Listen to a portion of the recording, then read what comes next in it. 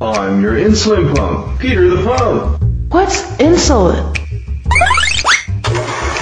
Insulin helps your body feed your cells, but people with diabetes have a problem with insulin, so the cells don't get the glucose they need. You, my friend, needs insulin, and I can help. Why do I need it? Without insulin, you could have eaten a huge slice of pizza, but your cells won't be fed. That pizza is turned into glucose. It goes into your bloodstream. The cells can't use the glucose unless there is insulin to help them eat. You see, insulin acts like a key to open the door to the cells and let the food in. In your type of diabetes, type 2, your body makes insulin, but your cells can't use it very well, so the glucose still can't get in, and your cells can't eat and get energy.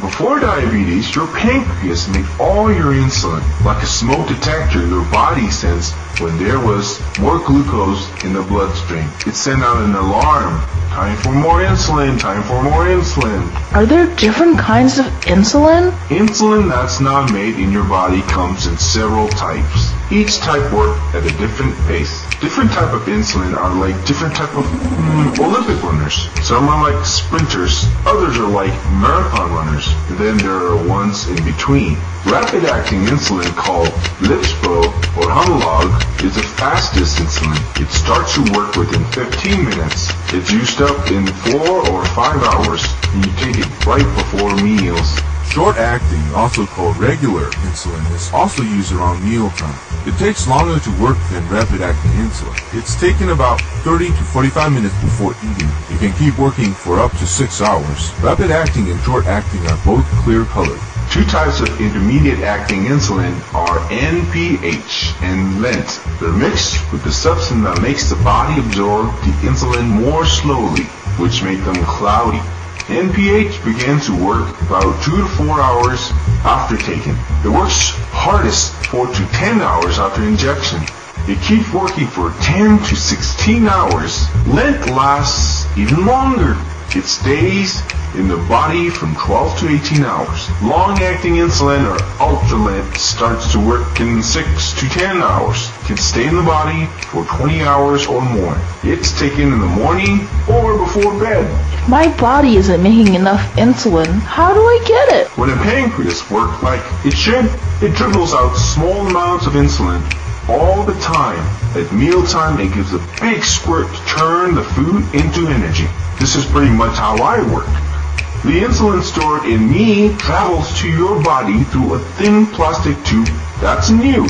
Here, I deliver rapid or short-acting insulin 24 hours a day. How much insulin do I take? For now, you will take 0.1 unit every 6 hours. But as you grow and get more active, it will change. What happens if I take too much insulin?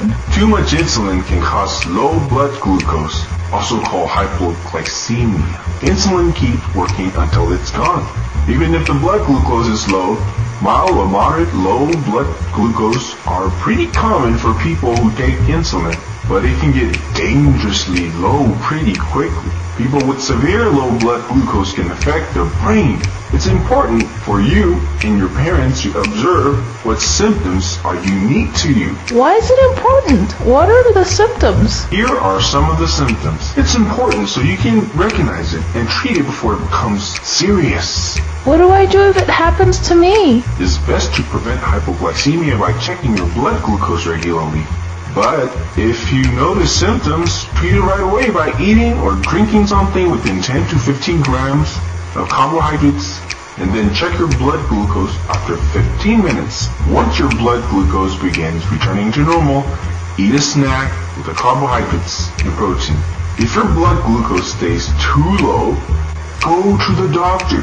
What happens if I don't take enough insulin? Too little insulin can cause high blood glucose or hyperglycemia. Everyone has it once in a while. It's a problem when you have high blood glucose a lot, but when the level is too high. Some symptoms are being thirsty, fatigue, weakness, going to the bathroom a lot, and blurry vision. It's best to prevent hyperglycemia by practicing good diabetes management. Learn to detect and treat it early before it gets worse. You can lower your blood glucose by exercising. Are insulin pumps the best way to get insulin? You may decide to use other insulin delivery methods at some point, like some of these, and scientists are working on new methods like patches, inhalers, and pills. Awesome!